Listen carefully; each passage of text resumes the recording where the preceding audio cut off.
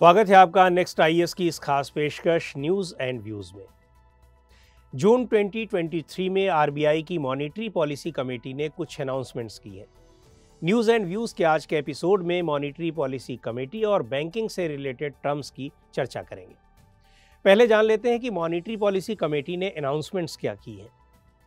Committee ने liquidity adjustment facility LAF के तहत रेपो रेट में कोई चेंजेस नहीं किए हैं और ये अभी 6.5% पर बना हुआ है और 6.75% के साथ बैंक रेट में भी कोई चेंजेस नहीं किए गए हैं।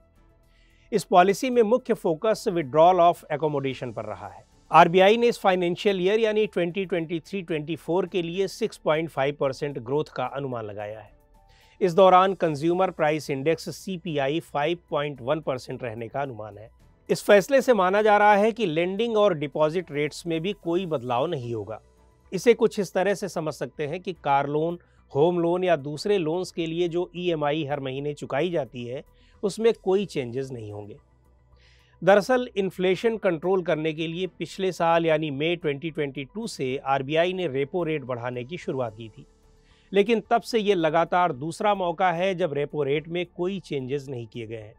न तो बढ़ाया गया है और न ही कम किया गया है। अप्रैल में भी कमेटी मेंबर्स ने रेपो रेट न बढ़ाने का फैसला लिया था। अप्रैल के बाद से consumer price index based inflation या रिटेल इन्फ्लेशन में गिरावट दर्ज की गई है। इस दौरान ये पिछले 18 महीनों में सबसे निचले स्तर पर पहुंच गई है। मार्च में 5.7% की तुलना में अप्रैल में ये 4.7% पर आ गई और इस तरह ये आरबीआई के कंफर्ट जोन माने जाने वाले 2 to 6% के बीच में रही है। बात अगर जीडीपी और ग्रोथ की करें तो 2023 के जनवरी-मार्च क्वार्टर में जीडीपी में 6.1% की बढ़ोतरी हुई। इन्फ्लेशन में गिरावट और ग्रोथ में बेहतरी के लक्षणों से माना जा रहा है कि आगे भी आरबीआई की यही पॉलिसी जारी रहेगी। ई-रूपी वाउचर्स का स्कोप और रीच बढ़ाने के लिए अब इन्हें non bank prepaid payment instruments issuers भी जारी करने का प्रस्ताव है। इसके जरिए प्रोसेस को आसान किया जाएगा और किसी इंडिविजुअल की ओर से भी ई-रूपी वाउचर्स जारी किए जा सकेंगे। अर्बन कोऑपरेटिव बैंक्स के लिए ये तय किया गया है कि उनके द्वारा priority sector lending PSL targets achieve करने की समय सीमा अब मार्च 2026 तक होगी। इसमें 2 साल का इजाफा किया गया है। हालांकि ज़्यादातर अर्बन कोऑपरेटिव बैंक्स मार्च 2023 में ही अपने टारगेट्स पूरा कर चुके हैं। फॉरेन एक्सचेंज मैनेजमेंट एक्ट 1999 के तहत ऑथराइज्ड पर्सन्स के लिए लाइसेंसिंग फ्रेमवर्क को आसान और रेशनलाइज करने का फैसला किया गया है। Bharat bill payment system BBPS की एफिशिएंसी एनहेंस करने और ग्रेटर पार्टिसिपेशन की प्लानिंग है। और अब जानते हैं कि मॉनेटरी पॉलिसी कमेटी क्या है। अमेंडेड आरबीआई एक्ट 1934 के सेक्शन 45ZB के मुताबिक central government monetary policy committee गठित करती है। आरबीआई के गवर्नर इस 6 मेंबर कमेटी के एक्स ऑफिशियो चेयरपर्सन होते हैं। मॉनेटरी पॉलिसी कमेटी का गठन ऑफिशियल गैजेट जारी करके होता है। 2016 में पहली मॉनेटरी पॉलिसी कमेटी गठित हुई थी। 6 मेंबर्स वाली इस कमेटी में 3 मेंबर्स आरबीआई से और 3 मेंबर्स बाहर से होते हैं जिन्हें गवर्नमेंट ऑफ इंडिया नॉमिनेट करती है। इस कमेटी को साल में कम से कम 4 बार मीटिंग करनी होती है और इसके कोरम के लिए मेंबर्स की संख्या 4 रखी गई है। डिसीजंस मेजॉरिटी से होते हैं। सभी मेंबर्स के वोट की कीमत बराबर होती है। वोट्स बराबर होने या टाई होने की स्थिति में गवर्नर का वोट डिसाइसिव होता है।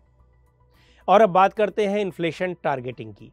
इसकी शुरुआत मई 2016 में हुई जब फ्लेक्सिबल इन्फ्लेशन टारगेटिंग फ्रेमवर्क को स्टैट्यूटरी बेसिस प्रदान करने के लिए 1934 के आरबीआई एक्ट में अमेंडमेंट किए गए। इसी एक्ट के सेक्शन 45ZA के तहत आरबीआई के साथ चर्चा करके central government consumer price index को ध्यान में रखते हुए इन्फ्लेशन टारगेट तय करती है। ऐसा 5 साल में एक बार होता है। 2 साल पहले 31 मार्च 2021 को अप्रैल 2021 से मार्च 2026 तक के लिए कंज्यूमर प्राइस इंडेक्स इन्फ्लेशन का ये टारगेट 4% तय किया गया है। इसकी अपर लिमिट 6% और लोअर लिमिट 2% तय की गई है। अब बात करते हैं इंस्ट्रूमेंट्स ऑफ मॉनेटरी पॉलिसी की। मॉनेटरी पॉलिसी के लिए आरबीआई के पास कई डायरेक्ट और इनडायरेक्ट इंस्ट्रूमेंट्स होते हैं जिन्हें वो समय की ज़रूरतों के मुताबिक लागू करती है। इसमें पहला नंबर आता है रेपो रेट का। रेपो रेट वो रेट है जिस पर रिजर्व बैंक कमर्शियल और दूसरे बैंक्स को लोन देता है। लोन से मिले इस अमाउंट को फिर बैंक लोगों की ज़रूरतों के मुताबिक उन्हें लोन के तौर पर देते हैं। स्टैंडिंग डिपॉजिट फैसिलिटी रेट वो रेट है जिस पर रिजर्व बैंक दूसरे बैंकों से ओवरनाइट बेसिस पर पैसे लेता है।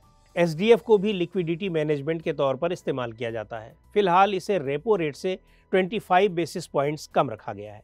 एसडीएफ की अनाउंसमेंट पिछले साल 2022 में अप्रैल से की गई थी। एसडीएफ ने दरअसल रिवर्स रेपो को ही रिप्लेस किया है। मार्जिनल स्टैंडिंग फैसिलिटी रेट, ये वो रेट है जिस पर कोई बैंक ओवरनाइट बेसिस पर रिजर्व बैंक से उधार ले सकता है। बैंक ये उधार अपनी statutory liquidity ratio SLR portfolio के तहत 2% की प्री डिफाइंड लिमिट तक ले सकता है। बैंकिंग सिस्टम को अनएंटिसिपेटेड लिक्विडिटी शॉक्स से बचाने के लिए ये व्यवस्था सेफ्टी वॉल्व के रूप में काम करती है। फिलहाल MSF को रेपो रेट से 25 पॉइंट ऊपर रखा गया है। लिक्विडिटी एडजस्टमेंट फैसिलिटी, इसमें कई तरह के टूल्स होते हैं। इसके ज़रिए रिजर्व बैंक मार्केट में लिक्विडिटी बढ़ाने या घटाने का काम करता है। इसमें ओवरनाइट के साथ साथ रेपो और reverse repo, SDF, MSF major शामिल होते हैं। इसके अलावा लिक्विडिटी के लिए open market operations, forex swap और मार्केट स्टेबलाइजेशन स्कीम्स की भी मदद ली जाती है। LAF कॉरिडोर में 2 लिमिट्स होती हैं। मार्जिनल स्टैंडिंग फैसिलिटी रेट इसकी अपर लिमिट और स्टैंडिंग डिपॉजिट फैसिलिटी रेट इस कॉरिडोर की लोअर लिमिट तय करती है, जबकि रेपो रेट इसके बीच में होती है। एक और टर्म आता है मेन लिक्विडिटी मैनेजमेंट टूल।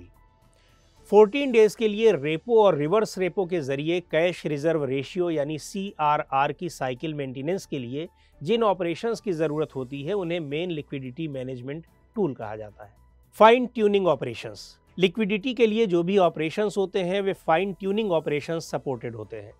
समय की ज़रूरत के मुताबिक ये लॉन्ग टर्म और शॉर्ट टर्म दोनों होते हैं। और अब एक बार फिर से बात करते हैं रिवर्स रेपो रेट की।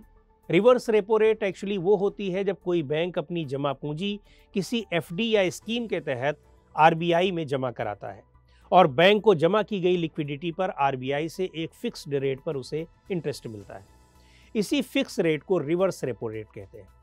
इसका उपयोग भी बाजार में लिक्विडिटी कंट्रोल के लिए किया जाता है। रिवर्स रेपो रेट की जगह अब स्टैंडिंग डिपॉजिट फैसिलिटी यानी SDF रेट का इस्तेमाल होता है।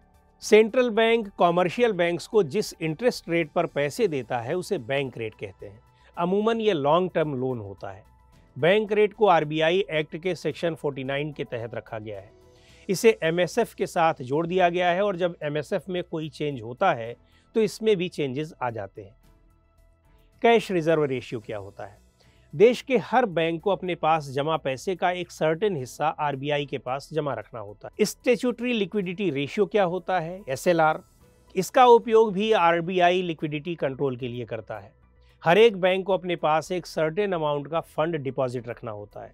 कितना फंड रखना है ये SLR से तय होता है। इस फंड में कैश, गोल्ड रिजर्व, सिक्योरिटीज और बॉन्ड्स के रूप में होते हैं। ओपन मार्केट ऑपरेशंस किसको कहते हैं? एक्चुअली लिक्विडिटी और इंटरेस्ट रेट्स को सुचारू रखने के लिए भारतीय रिजर्व बैंक गवर्नमेंट सिक्योरिटीज़ की खरीद और बिक्री करती है, जिसे ओपन मार्केट ऑपरेशंस कहते हैं। तो आज के इस एपिसोड में इतना ही। अगले एपिसोड में फिर मिलेंगे एक नए टॉपिक के साथ।